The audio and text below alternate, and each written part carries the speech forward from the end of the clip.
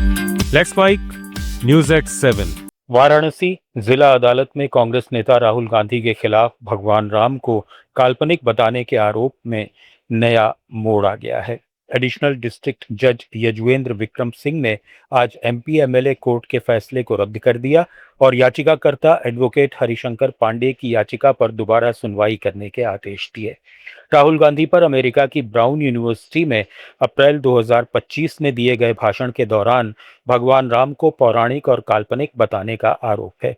याचिकाकर्ता ने बीएनएस की धारा 163 और 4 के तहत एफआईआर दर्ज करने की मांग की है, जिसने दोषी पाए जाने पर 5 साल तक की सजा हो सकती है। निचली अदालत ने याचिका खारिज कर दी थी, लेकिन अब सीनियर कोर्ट के आदेश के बाद अगले महीने के पहले सप्ताह में इस मामले की दोबारा सुनवाई होगी। असम में राष्ट्रीय शिक्षा नीति लागू करने में बड़ी रुकावट आ गई है। 3 साल पहले शुरू किए गए 4 साल के डिग्री कोर्स की चौथे वर्ष की कक्षाएं अगस्त में शुरू होनी है, लेकिन गुवाहाटी विश्वविद्यालय अभी तक सिलेबस जारी नहीं कर पाया है। ज्यादातर कॉलेजों में पर्याप्त शिक्षक नहीं है, नई पोस्ट स्वीकृत नहीं हुई और कई पुरानी जगहें खाली पड़ी हैं। साथ ही क्लासरूम, लैब और डिजिटल लाइब्रेरी जैसी बुनियादी सुविधाओं की भी कमी है। इससे हजारों छात्रों का भविष्य अनिश्चित हो गया है।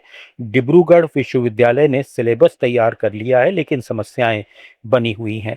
छात्र संगठन ऑल असम स्टूडेंट यूनियन ने पहले ही चेतावनी दी है कि बुनियादी ढांचा मजबूत किए बिना नई नीति लागू करना मुश्किल होगा। पाकिस्तान अधिकृत कश्मीर में बढ़ते बवाल और पाकिस्तानी बलों की कार्रवाई के बीच भारतीय सेना पूरी तरह एक्शन मोड में है। सेनाध्यक्ष जनरल उपेंद्र द्विवेदी आज जम्मू कश्मीर के उधमपुर में उत्तरी कमान मुख्यालय पहुंचे, जहां उन्होंने अभियान संबंधी तैयारियों, आधुनिकीकरण और क्षमता विकास की विस्तृत समीक्षा की। सेनाध्यक्ष को डेटा आधारित युद्ध क्षमता, नेटवर्क केंद्रित संचालन और आधुनिक तकनीकों पर आधारित तैयारियों की जानकारी दी गई। जनरल द्विवेदी ने कहा कि भविष्य की चुनौतियां पारंपरिक नहीं होंगी, इसलिए सेना को और अधिक तकनीकी रूप से सक्षम और लचीला बनाना जरूरी है। ये दौरा पीओके में आम नागरिकों पर पाकिस्तानी दमन और अस्थिरता के बीच भारत की सख्त सैन्य तैयारियों और उत्तरी सीमाओं पर दृढ़ता का संदेश माना जा रहा है। ईडी ने कंबोडिया से संचालित एक अंतर्राष्ट्रीय साइबर ठगी नेटवर्क का पर्दाफाश करते हुए राजस्थान और पंजाब में बड़े पैमाने पर छापेमारी की है। जांच में करीब 2,30,000 संदिग्ध मोबाइल नंबरों का विश्लेषण किया गया, जिसमें लगभग 36,000 भारतीय सिम कार्ड कंबोडिया में सक्रिय पाए गए। इनमें से करीब 5,300 सिम कार्ड सीधे भारत में साइबर फ्रॉड के मामलों में इस्तेमाल किए गए। एजेंसियों का दावा है कि इन नंबरों के जरिए देश भर में सैकड़ों करोड़ रुपए की ठगी को अंजाम दिया गया। ईडी के अनुसार सिम विक्रेता लोगों के दस्तावेजों का इस्तेमाल कर उनकी जानकारी के बिना अतिरिक्त सिम कार्ड एक्टिवेट करते थे। बाद में इन सिम कार्डों को मलेशियाई नागरिकों के जरिए कंबोडिया भेजा जाता था। कार्रवाई के दौरान कई डिजिटल साक्ष्य, दस्तावेज, इलेक्ट्रॉनिक उपकरण और 14 मोबाइल फोन जब्त किए गए हैं। दिल्ली के मालवीय नगर स्थित फ्लरिश स्टे होटल में 3 जून को हुए भीषण अग्निकांड मामले में जांच के दौरान बड़े खुलासे सामने आए हैं, जिसमें 21 लोगों की मौत हो गई थी।